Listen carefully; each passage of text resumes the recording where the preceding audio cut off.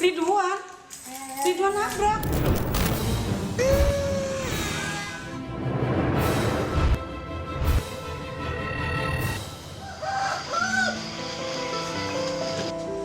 Setiap manusia pasti ingin mendapatkan kemudahan dalam mendapatkan rezeki. Tak terkecuali bagi perempuan berusia 41 tahun ini. Mpok Arab, begitu biasanya Nuriana dipanggil, adalah seorang pedagang gado-gado di daerah Cinangka, Sawangan, Depok. Setelah berpisah dengan suaminya, ia menjadi tulang punggung keluarga untuk menghidupi kedua anaknya. Rapalan doanya mustajab, mampu menggetarkan arsy ilahi. Kemudahan mendapatkan rezeki tak hanya mampu memenuhi kebutuhan hidup kedua anaknya, tapi juga telah mengantarkannya ke tanah suci. Iya, Mpok Arab adalah tukang gado-gado yang mampu pergi ke tanah suci. Sebelum merasakan manisnya hidup, Mpok Arab sudah melewati pahit getirnya kehidupan. Hujan, panas, terik, matahari tuh saya laluin. Dengan anak saya yang pertama 2 tahun, saya selalu ajak dia. Buat pergi ngojek subuh saya udah keluar. Mpok Arab sempat limbung, namun ia harus melanjutkan hidup. Menjadi tenaga kerja wanita di luar negeri pun pernah dilakoninya. Saya ke Singapura pun emang gara-garanya saya terlilit utang juga. 35 juta saya terlilit utang. Ujian hidup tak henti menderanya.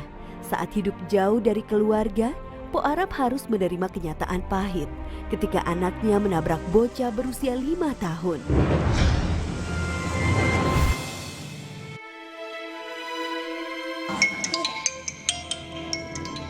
Halo?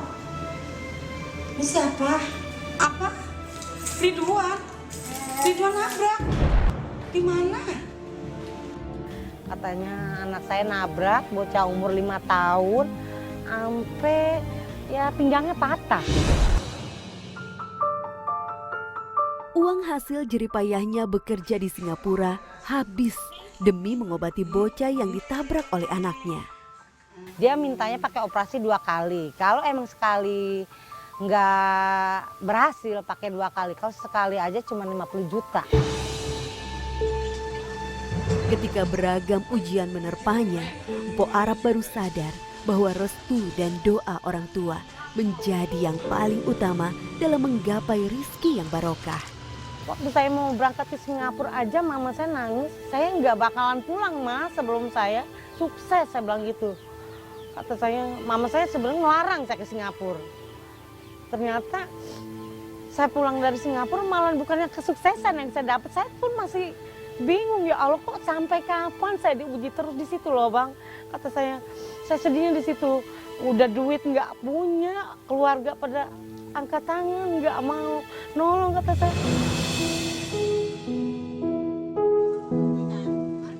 Tak hanya itu, setelah Mpok Arab pulang dari Singapura, sang suami menceraikannya.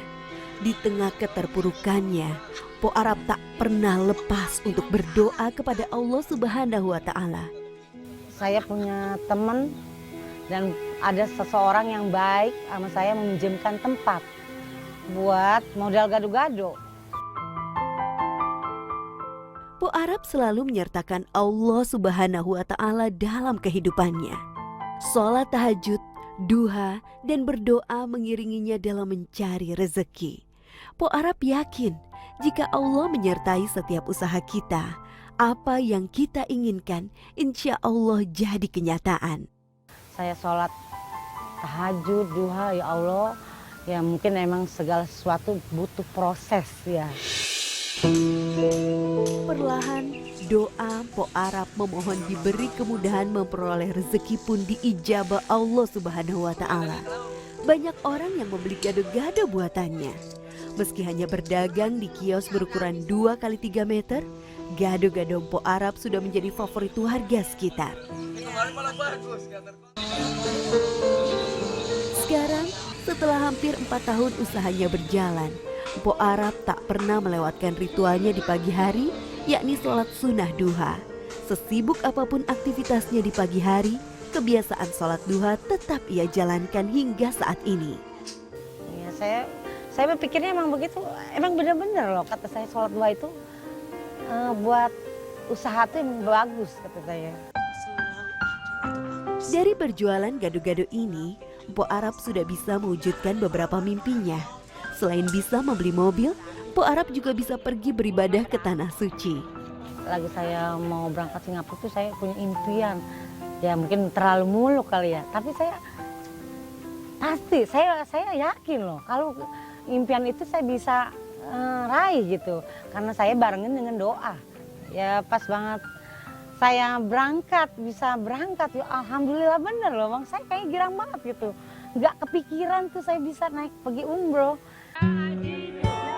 Kepergiannya ke Tanah Suci merupakan bentuk syukurnya atas segala nikmat yang telah Allah berikan. Ia mewujudkan impian seorang penjual gado-gado untuk menyentuh Ka'bah dan berdoa di tempat yang paling mustajab. Merasa bersyukur doang loh Bang, saya bisa datang. Saya berapa kali saya sampai mungkin 5 kali saya pegang Ka'bah. Kata saya di situ emang susah banget kan kita ke Hijril Ismail juga mau sholat. Tapi saya bilang sama ketua rombongan, saya bilang tuh saya pengen banget kata saya bisa pegang Ka'bah, bisa iya gitu. Yang saya impikan itu ya alhamdulillah jadi kenyataan. Kini, Po Arab masih harus mewujudkan nazarnya. Ketika masih menjadi TKW di Singapura, Po Arab ingin memperbaiki rumah ibunya, rumah peninggalan sang ayah yang kini menjadi tempat tinggal ia dan keluarga besarnya. Ia yakin ia mampu mewujudkannya, lagi-lagi dengan cara ikhtiar dan berdoa kepada Allah Subhanahu wa Ta'ala. Ya saya benar-benar merasa bersyukur banget gitu loh Bang. Dan ya mungkin ini emang proses saya menuju sukses, saya kata gitu. Ya, saya mintanya begitu doang, bersyukur doang loh Bang. Karena dengan bersyukur tuh nikmat kita makin bertambah.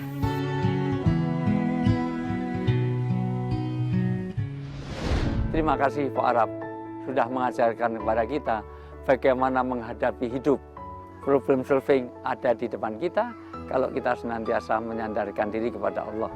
Yang penting jaga tetap keimanan, tetap berusaha dan jangan lepas doa. Doa itu sering sekali ringan di lidah tetapi kemujarabannya sangat bermanfaat dalam hidup kita. Terima kasih Pak Arab atas pembelajaran dalam hidupnya. Sesungguhnya aku, kata Allah, akan kabulkan doa-doa kalau dia doanya kepadaku. Maka satu, doa itu harus kepada Allah.